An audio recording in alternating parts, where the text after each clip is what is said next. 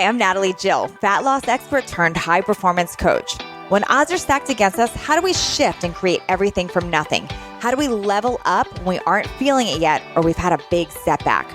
On this podcast, I'll be talking to some of the most inspiring and courageous men and women on this planet who, at their worst, learned how to achieve success greater than they ever dreamed possible, leveling up and creating everything from nothing. Where you come from does not have to determine where you are going.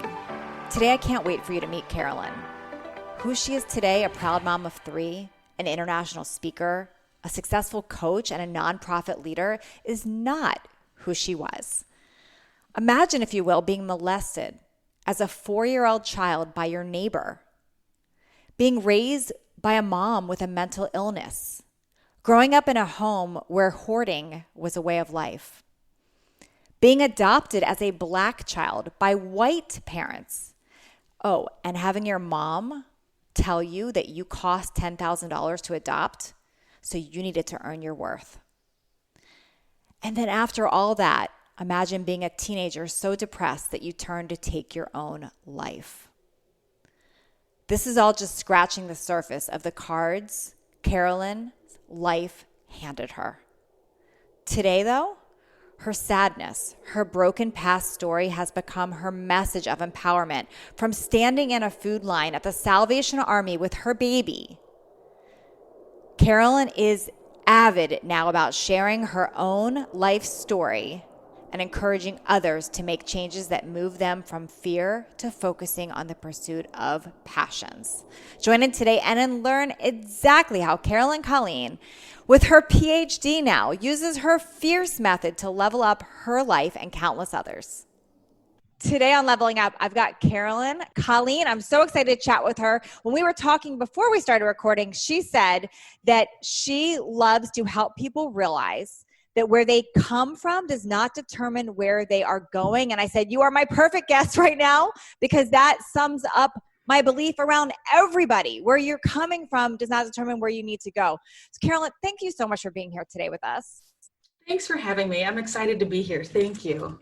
So take us back, because I'm assuming that the reason you said that statement is because where you came from is definitely not where you are today. So can you take us back? Like, who were you? Where did you come from? Yes. So today I am a proud mother of 3, and I'm an author and a speaker, and I do several other things as well. I have a few different businesses. I've gone from Salvation Army to Ph.D. I've gone from 2 streams of income to 13. But that's not where I started. And so to give you a little bit of background, I hail here from Wisconsin, balmy Wisconsin. And I had an interesting background in upbringing. And the reason I say where you come from doesn't determine where you're going is I started my life's journey in my definition of love with an overly friendly neighbor boy who stole my innocence from me starting at age 4 and continued to sexually molest me for the duration of time that I lived next door. Now, that understanding of what love was continued growing up in a household with a mother who suffered from severe mental illness. Now, some days were really great, and she would share how much she loved me and how very special I was to her. And some days were really, really bad, where she would remind me that I'm adopted, I cost $10,000, and I had to earn my keep. Now, that roller coaster of mental health continued on, growing up in a household environment of hoarding. So my mother, as she self-medicated through shopping and hoarding, I had a path from my bedroom to my bathroom as a 9-year-old child, if you can imagine, just standing, looking from your bedroom about the size of a closet to the bathroom, and you have hordes of stuff up to your armpits. And as you're walking to the bathroom, you can see a scatter of a mouse, smell the stench of cockroach spray and urine. And that was the environment that I grew up in. and also in waves. So my father, he worked on the road, so he wasn't home most of my childhood. And my mother, after about 17 miscarriages, she gave birth to my little sister, who's 9 years younger than me. You said 17 miscarriages? Wow. Yes. And so her mental health, along with that many losses, did not fare her well. So after my sister was born, my mother's mental health decreased even more. Yeah. And that was a rough time of it growing up. Carolyn, I have so many questions for you, and I don't mean to interrupt, but I want to kind of go back to that child in you, because this is really important. You started with when you were 4 years old, and this neighbor. Did your mom know that was happening, and did you know it was wrong when it was happening? What were you thinking as that 4-year-old little girl when that was happening to you? That's my first question. No, my mom, she did not know it was happening. She was very absorbed in her own mental health. And so I would go out and I'd, play out in our we had like a little area, a little playground area. And this perpetrator was supposed to be a friend, a neighbor, someone who was like, oh, I'll take care of her, no problem. And that was not the case. So did you and know, as a child, like, did you know this was not okay? Or was it like, you thought this was just normal? I know it's hard to remember at age 4 going back, but I'm wondering, I always wonder, like, does a kid understand there's something wrong, or what was happening in your mind around that? So as a child, your identification of what attention and love is can be easily skewed and demented. Totally. That makes sense. And so as a child, getting attention from, someone who is supposed to be a protector or, like a neighbor friend, safe, but at the same time, knowing that this doesn't seem right. Yeah. When they're telling you it's okay, but don't tell anyone. It's a secret. And you're taught not to say, not to keep secrets when you're little. Everybody tells you that, right? But when you have that trusted person, you don't want to let them down. That's a lot of pressure for a small mind. Yeah, a lot of pressure, I would imagine. And then with your mom, and as an adult talking to me now, I know you can see very clearly that she had a problem with hoarding and self-medicating and depression and all the things. But did you know as a child something was wrong with that? Or did you think that was normal? What was the conversation you had around your mom as a child? So we weren't allowed to have company. So, of course, because we were hiding what was happening in our home. And yes, at a young age, I knew there was something not right. And I knew that I was responsible for my mom. And I'd help take care of her because I loved her. And just knowing and seeing other people's families that this wasn't usual, particularly because you can't have friends over. I couldn't have play dates. I couldn't have sleepovers, none of those things, because our house was so packed full. And, she was embarrassed, of course, but it was a addiction. And so, knowing that it wasn't right, but being patient and supportive to my mother, because, it was obvious that she had mental health issues, even at a young age. Yeah. I knew. Yeah. So I'm thinking, I have a daughter who's almost 13, and I'm just trying to imagine what that would feel like as a 9-year-old, or like that you think you're responsible for your parent versus the other way around. It's almost like, I would imagine you didn't really get to be a child. You didn't get to have. No, not really. Because then my sister was born, and then my mother's mental health became worse. Yeah. And so I helped raise my little sister as well. So, being a kid was really not part of it. When your mom would say things to you, like, you cost $10,000, you have to earn your keep, what did you decide when you would hear that? What did you start believing about yourself? On one hand, I knew she was sick and she didn't mean what she was saying in anger. And on the other hand,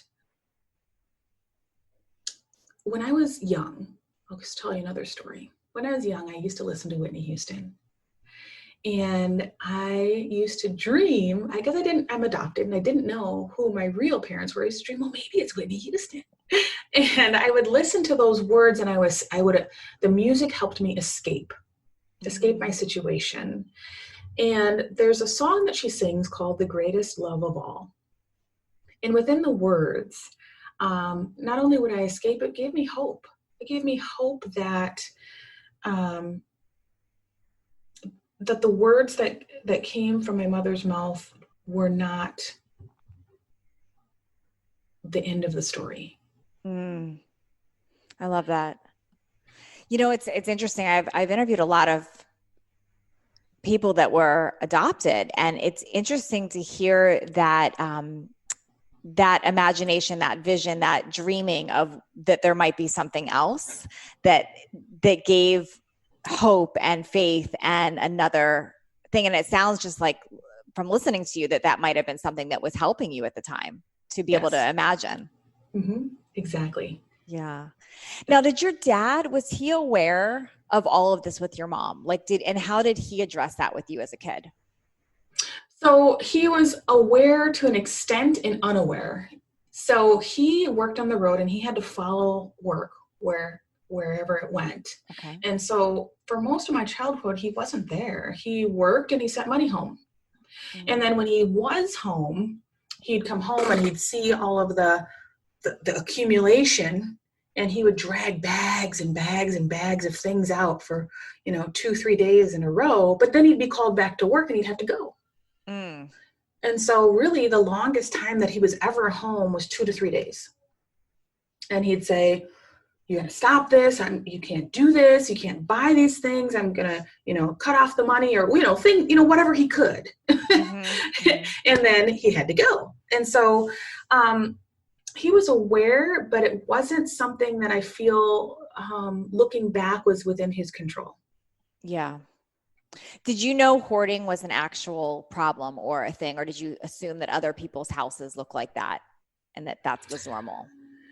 Again, as a kid, I felt disgusted by it. Mm-hmm. And I felt that personally it was wrong, but I saw other people's homes and they weren't like ours. Mm-hmm. But there were some that were. And so I didn't have a real basis for knowing for sure if, I saw other people who did live like that. And then I saw other people who didn't. And I knew my preference, but I didn't know if it was exactly wrong or it was an illness per se, or I didn't know until adulthood that was related to the illness. Mm-hmm. Interesting. I remember going on a play date once as a kid and to a house that the mom was a hoarder and being so confused and I asked about it as a kid, and the mom, I could tell I had embarrassed the mom. Mm-hmm. And it was I just remember having that first moment of what is this? And knowing now as an adult that's actually an illness, when people hoard like that. So how did you, as a little girl, you had so much on your plate. You're dealing with your mom's mental illness. You're dealing with the hoarding. You're dealing with sexual abuse. You're now mothering a sister. You've got all of these things. When you imagined what life would be like as an adult, what were your hopes? What were your dreams for that? I didn't. I didn't. Not until I got to be a teenager. And actually, I didn't dream. I had my escape through music, but I didn't have that dream. And that dream was lacking because I felt the lack of love. I felt the lack of, it was uncertain. It was waves, ups and downs. And when I was a high schooler, I had my first boyfriend, and it was really exciting. I was so excited. And And it was puppy love. You remember puppy love. It's your first crush and it's so cute and fun. And just as all puppy love, happens, mostly it fades and you break up. And so I broke up with my boyfriend, and I woke up in the middle of an emergency room surrounded by providers looking to shove a tube down my throat to remove the sleeping pills that I took in which to try and end my life. Oh. You see, the combination between breaking up with my boyfriend, my home situation, and no vision of the future, I tried to end my life. Do you remember that moment? Do you remember making that decision? And was there, I want to, and this is an important thing to understand because there's a lot of people listening that have kids that struggle with depression and are looking for these signs too. Was there anything someone could have said to you or done for that not to have happened in that moment? Or was that you were out right then? What was the conversation you were having with yourself before you took those pills?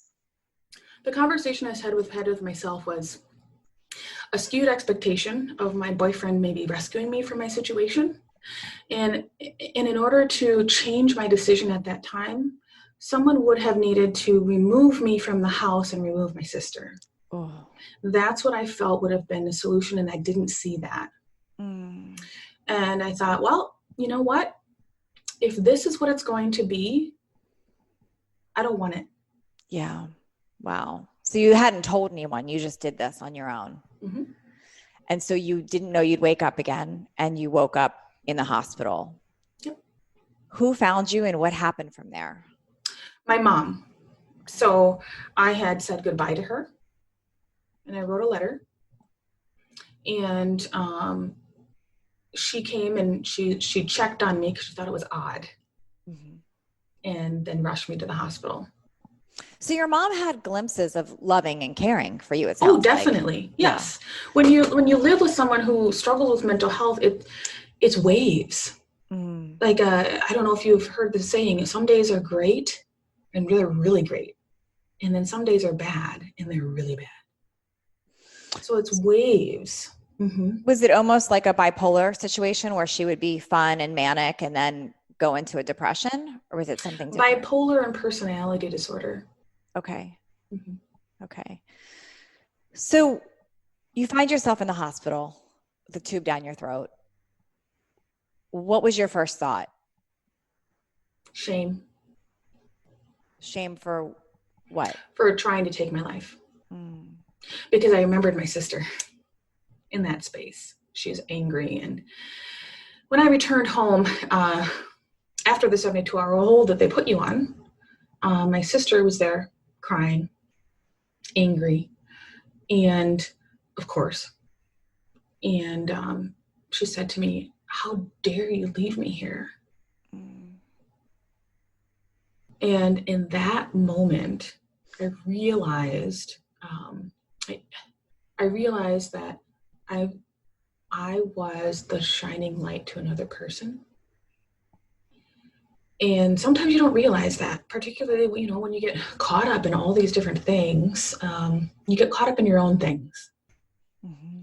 And I was ashamed. And I promised my sister I would never try leaving again. And I never did. But there's emotional baggage of things that I needed to process through. And what happened is we both grew up, and I fell right into the arms of a man who reflected my self-worth, and I became pregnant and married. And at that point, how old were you when this was happening? Were you 19? 19. Okay. So yes, I married a person who reflected my self-worth, and my self-worth was damaged. Mm-hmm. My definition of love up to that point was quite skewed. And my husband, he would monitor my food so I would stay thin and attractive to him. He would monitor my time in 15-minute increments. He was exactly the mirror of what I thought I deserved. Mm-hmm. And so I I became pregnant, and I thought that the only solution at that time was to become married. And so that's what I did. And I lived in that space of abuse until through the time that my daughter was born. My daughter, and she was absolutely beautiful. However, she screamed for 2 months straight from the moment she was born until 2 months. Colic is what they call it, which is basically, we don't know what's wrong, good luck. And so she screamed for 2 months straight. Now, if you can imagine being in a space where your spouse is constantly barraging you on how to be a better spouse, keeping you up all night, accusing you of cheating on them, which, thinking back makes absolutely no sense. How do you, how does it even happen? But that combined with having a screaming baby, I remember it very clearly. It was 4 a.m. The sun had not quite come out of the sky. And my daughter had been screaming for 2 months. As I'm looking out the window, rocking my daughter, and I am praying to a God I'm not sure exists, please send me a sign, because I can't handle anymore and I don't know what to do. And in that moment, at 4 a.m, as the sun's coming out of the sky, my daughter stopped crying and she looked me directly in my eyes. It was as if she was looking into my soul, saying to me, I'm your sign. And as the tears came down my face, I realized in that instant what true love was, which is not endless self-suffering and self-sacrifice. It was unconditional. And in that moment, I realized that I had to make a change, and I had to take the love that I had for my daughter in which to make a positive change for myself. And I ended up leaving, not right away, mind you. I figured out a plan to get out of my abusive relationship. And I found myself standing in line at the Salvation Army waiting for food, jumping from one circle, the circle of abuse, into the circle of poverty. Did you take your daughter with you? I did. So this must have been, I would imagine, really scary. Like, this is the first time you're literally taking control and breaking away from something. You had this relationship in your family growing up where you weren't allowed to have your own feelings or needs met. You were catering to somebody else, and you did the same thing in your marriage. So this was the first time I'm imagining what that must have felt like you're making this decision for you and your daughter. Mm-hmm.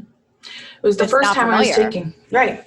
It was the first time I took a stand, and I had to borrow the love I had from my daughter until my self-love caught up. Powerful. I remember clearly standing in line, the fluorescent lights all around, standing in line with my little girl and feeling completely paralyzed by fear. You see, my spouse, he promised me if I ever left, that he would execute on the amount of love that he had for me by killing me and then killing himself so we could be together forever. Wow. So when you're thinking, it's just standing there thinking, wow, like how am I going to do this? What am I going to do? And feeling paralyzed by fear. And then of course you have, not of course, but the other thing that's going on is the triggers. So I'm fearful. My blood pressure is up. I'm scared. I'm fearful of the unknown. The first time I'm ever doing this on my own, and trying to ignore those self-limiting voices in your head, and just trying to figure out where my next meal is going to come from. And then also not trying to freak my daughter out as well, because, they know. And so what I did in that moment is somebody said to me, they saw this stark look on my face, and being immobilized by fear, they said to me, it's okay, Carolyn, you can get through this one day at a time. And for me, one day at a time in that moment while I'm dealing with all these things in my mind was too much. And I had to figure out a way to push forward in order to do that for my daughter. And then long term, it would turn into creating something for myself. So I broke it down to 5-minute increments. And that is where Fierce was born. 5-minute increments of taking the fear, the anxiety, the emotions, that sympathetic nervous system when it kicks on, and grabbing that and using it as fuel to force you in a positive direction compared to something that is self-destructive. Wow. Because I could have, there's many people with, my story's not unique. There are many people who have dealt with these things, and the choices that are made can be very, tear you apart. And some people are still standing there in the Salvation Army today.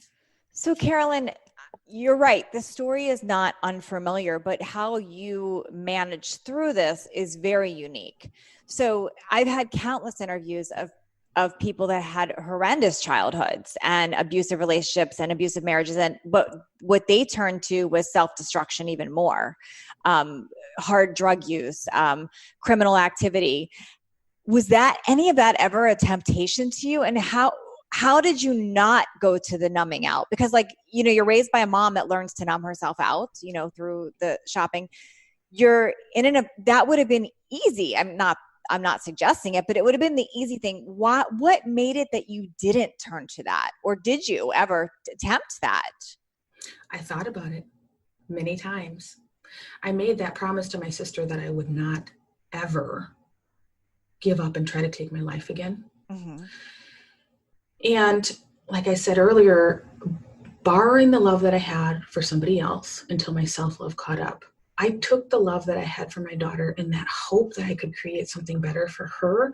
I didn't believe that I deserved it. Absolutely not. But she deserved better. Wow. And so it's that combination of faith in 5 minutes, because you can do whatever, even if you don't want to do something that you absolutely hate and you don't want to do it, you can do it for 5 minutes. Yes. And that 5 minutes turned into 10, turned into 15 as I pushed in a positive direction over and over again.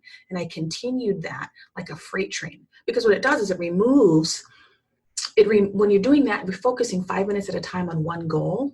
Mm-hmm. It removes the ability to think about anything else. You're focusing just 5 minutes at a time. So I stacked those 5 minutes, and soon enough, I've gotten through a whole day.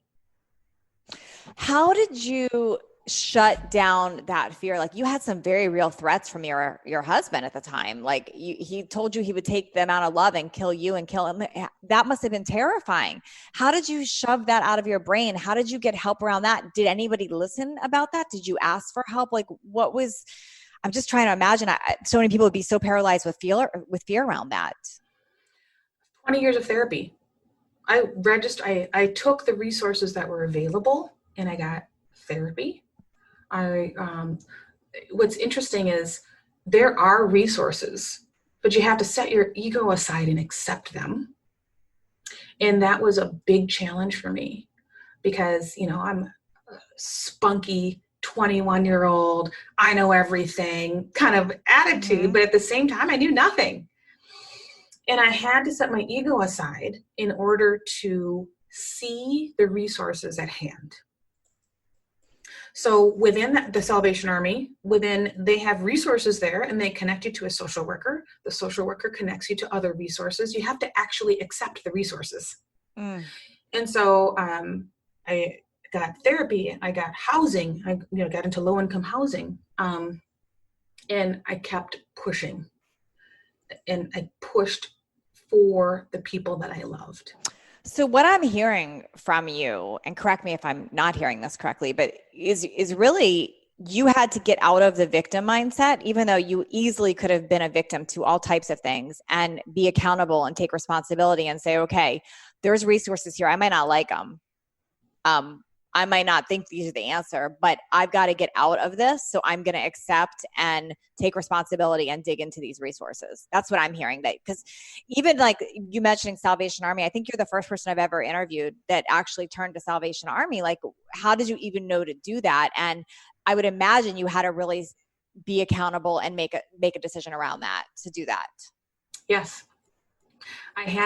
When I made a plan to leave, I had a social worker who had come into my home to check on my baby. Now, when you're a teen mom, the hospital will send you home with a social worker. And that social worker, she knew there was something going on. And she would very keenly give me information that at the time I wasn't really open to reading, but she planted the seed. Love that. Yeah. Like if you ever need, or this is available. So you knew that there was an out. Wow. That's pretty powerful. How do you have any relationship with that husband now? Has he been in I'm assuming, does he have any relationship with your daughter now? No. So he gave her up. He gave up his parental rights when she was 8. That must have been a journey, I would imagine, to get that to happen. Yeah. So once we left, and then he moved away. Once he realized that he couldn't have me, he left. And, we heard from him maybe once a year. Wow. What about your relationship with your mom? Is your mom still alive? She is. And her mental health went downhill even more. And she actually moved out of the country. I haven't seen her in 20 years. Wow. Do you still have any relationship with her or talk with her? No. I've reached out to reconcile and just say, I understand. If you're willing to, have a conversation or, have help, get some help, we're here. And she's not willing to do that. So every other year, I'll just say, hey, we're here. Yeah. So I'm assuming you still have a good relationship with your sister? Yes, we live a mile away from each other. Oh, that's amazing. So you have each other. You have each other. We do. What about your father? Any relationship with him anymore? Yes. So when he retired, close to retirement, when our mom, she left, he was able to get a job closer to home. And we shared with him all the things that occurred. And he was devastated. I think he cried for a solid week. And he saw, I have 3 kids and my sister has 1. And he saw the opportunity for a second chance. And when he retired, he dedicated his entire life to being the best grandpa he can be. Oh, I love that. That's amazing. And so our boys, and my daughter and my 2 boys, they know Papa and they talk to him every day if they don't see him every day. And the same thing with my nephew. He believes it's his second chance, and that's exactly what he's done. That's powerful. What about have you ever had an interest in figuring out your biological parents, or is that something you've put out? Did you ever?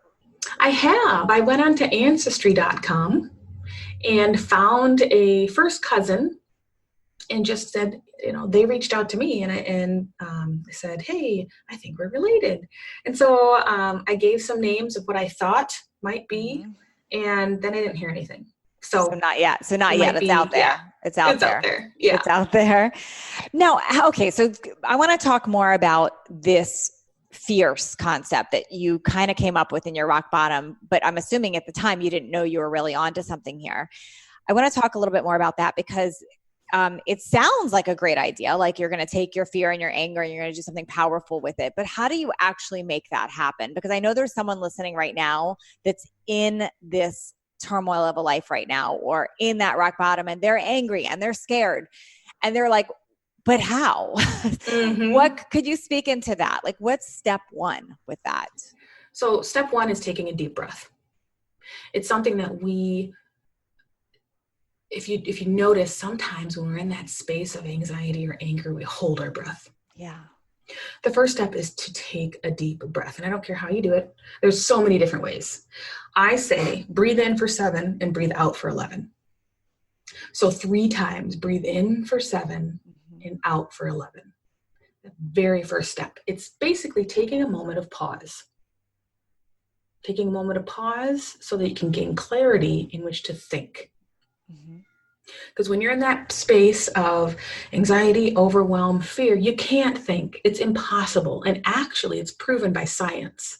Stanford University came out with a study in 2017 that there's 143 brain cells that are stalking your breath. If you're holding your breath, then your body is going to respond and close your mind down to be able to think, because you're elevating your blood pressure. But when you're taking a deep breath, what's happening is that it's clearing your mind in order to focus on a goal. So it's not just ancient wisdom, it's also modern science. Breathe. So that's the first thing. The second thing is focus. So focusing on just one thing. Now, when I was standing in the line at the Salvation Army, my one focus was fake it till you make it. That was my focus. I needed to put a smile on my face so I wouldn't freak my daughter out, right? And I had to basically fake it until I made it and move forward, pretending that I had it together until it caught on to me. And so just smiling and faking it till I make it. That was my one goal, to not scare my daughter. Now, focusing on one goal. And then the last thing is action, taking fierce action. So breathe, focus, fierce action. I say fierce action because what you're doing is you're taking that emotion, that feeling that gets up in the pit of your stomach, and that can be anxiety, overwhelm, anger, fear. It could be procrastination. That's another emotion. And taking it and using that emotion as fuel to force you in a positive direction. At that time, I was so angry. I was angry at the situation. I was angry at all of the triggers that would pop up in my mind and how I ended up right here standing in line. All of the different things. I was angry at my mother. I was angry, just angry. And yeah, I could have decided to go and wallow in a bottle of vodka, but I didn't. I chose in that moment, I will not be a statistic. I will not allow all the people that abused me. Now, mind you, I didn't share, both men and women along my journey later in life also abused me. If I choose to become a statistic and self-destruct, they win. I will not let them win. And I will choose to break the statistic. I will choose a positive direction just for 5 minutes and see what happens. And I had that faith to take that leap, 5 minutes in a positive direction. And what that meant from just standing in that line was fake it till you make it. Figure out where your next meal is coming from and how you're going to sustain to the next meal, how you're going to move forward and getting out of public housing, off of food stamps. What are you going to do and how are you going to do it? And I did that through taking on the resources, adding mentors to my life, and starting to dream. And through dreaming, I was able to vision and I was able to capture. So taking that 5 minutes, and those 5 minutes soon turned into a year and soon turned into 5 years. And I was able to reverse engineer. That's so beautiful. So today you have 3 kids. Yes. 3 kids. Are you remarried? Got remarried, yes. Remarried. And my gosh, you're an international speaker. You're a corporate leader. You coach and mentor. You run a nonprofit. Like, would you have ever imagined that you would be doing all those things? Absolutely not. No. No. I had to learn how to dream. And then as I dreamed and I started looking back and seeing the success, I started to dream bigger. You see, we all have it in us. So this method that I teach, so my fierce method, which is BFF, Breathe, focus, fierce action. Your new best friend. This method, when put in the proper order, can move mountains. And I didn't realize it at the time. I had to first focus very short term, right in front of my eyes. And then I had to learn how to dream, and then dream bigger and bigger and bigger. And what happened is, I would absolutely not think that the things that I've accomplished. But the thing is that we've all done this. We've all taken a moment of pause. We've all focused on a goal, and we've all taken action. If you think about when you learned how to ride a bicycle, you had to look at the bicycle, take a moment of pause, identify the goal, and then get on the bike, take action. Then you fall off, you get back on again. We've done this before. It's the same thing with, say you graduate high school and you decide, do I want to go to college? Do I want to start a business? Do I want to go travel? You have to take a moment of pause. You have to identify the goal, and you have to take action. Same thing when you become an entrepreneur. Same thing when you decide to get married. The same thing, you just take a moment of pause, you identify a goal, and you take action. We've all done it. And we all have the power to do it again. And that's where resilience builds, is because realizing you do have the power. You have done this before. All you got to do is take this method and apply it to something new. Yeah. Wow. Wow. What a journey. I would imagine as a little girl, you probably were thinking at one point, like, why is this happening to me? And I'm imagining now you get why it happened for you, a lot of it. Right. Yeah. And I share with women, strong women leaders and women that are pushing to create their own destiny. I look back at my life and I was offended the first time I heard that. The first time I heard, where's the good? And I thought, you know what? There is no good. Yeah. Don't tell me about good. And I'm not saying that what happened to me is right, because it's not. What I'm saying is, how can I look over all the occurrences of my life, and how can I pull strength from it? Now, growing up in a household with a mentally sick mom, there's the ups, there's the downs, and there's the all-arounds. What strength can I pull from it? Well, in my career, I'm the first person to be called whenever there's some type of turmoil or challenge, because I can come into a heightened situation and be as calm as a cucumber. Yeah. That's a skill. It's a skill. It's a skill. Yeah. Then if you look at going from, how do you escape the circle of poverty? Well, it's a vicious cycle. The more you do, it's almost like a damned if you do, damned if you don't situation. So the more you work, the less assistance you get. And the more, the less you work, the more assistance you might get. So you're trapped. How do you break free from the circle of poverty? And then there's also the culture around it as well. And being able to escape that, what are the strengths that you pull from that? The strengths you pull from that is being able to critically think. You're able to pull out of that analytical skills and problem solving. And how that works for me is that I'm a business strategist. I build strategy for large organizations on how to create something out of nothing. So again, how do you take what's happened to you to happen for you? So amazing, Carolyn. I mean, I love your whole story, and I'm so amazed at how profound you've made your life based on so much stuff that could have you tried to end your life at one point. I mean, it really such an amazing example for your kids now too. I mean, I just feel people are so lucky to have you in their lives now, because, wow, talk about turning your mess into a message. Like everything that you've been through, for you to turn and say, I mean, you could have picked any number of those things: being adopted, being a woman of color, being the mom with the mental illness, any of the neighbor, the wrong neighbor, like the bad husband, like any one of those things could have destroyed somebody. And wow, all of it happened for you. And now you are such a powerful person. and inspirational and helping others. Thank you. Yes. What do you want the person listening right now that is really feeling like you felt at that one point? Like, what am I living for? What is this? What do you want them to know?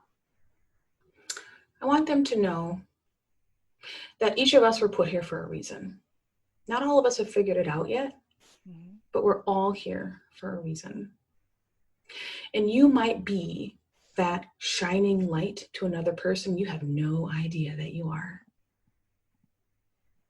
So take that deep breath. Remember that you have value, and be able to identify and start to dream where you could go. Because again, sometimes you have to borrow the love you have for another person until your self-love catches up. That really stood out for me when you said you looked at your daughter and you thought in that moment when you asked for that sign, looking at her eyes, saying, if I don't feel this for myself, I can feel it for her and I can borrow that. That was incredible.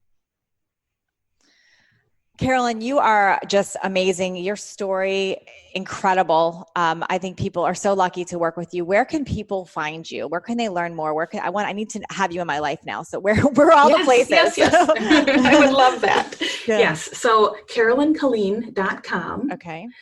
CarolynColleen.com. On my website, and then also Instagram at Carolyn Colleen. Okay. And you can find me there, and you can get the instructions for the BFF Fierce Method, your new best friend. You can get it there. I love that. And I also have resources there. I have a monthly call that people can get on and just hear nuggets and support. And I also have women leaders come and just share their fierce stories and how to elevate your life. And so CarolynColleen.com, you can find me there, and all the different resources as well. Love it. And I just followed you. So if you have any trouble following her, anyone listening, if you go to my Instagram page, Natalie Jill Fit, go to who I'm following, and you'll just pull up Carolyn and you'll find her right away. Thank you so much, Carolyn. This was fantastic today. Thank you. Thank you. It was an honor. Thanks for leveling up with us today. Please share this episode if you found it helpful so others can join in. And don't forget to hit that subscribe so you don't miss out on future shows. And if you would leave me a 5-star review, I appreciate those so much. I read all of them, and it's how I know that I'm giving you information that you find valuable. And come interact with me over on Instagram at Natalie Jill Fit. I read all the direct messages and comments over there. Make it a great day, creating everything from nothing.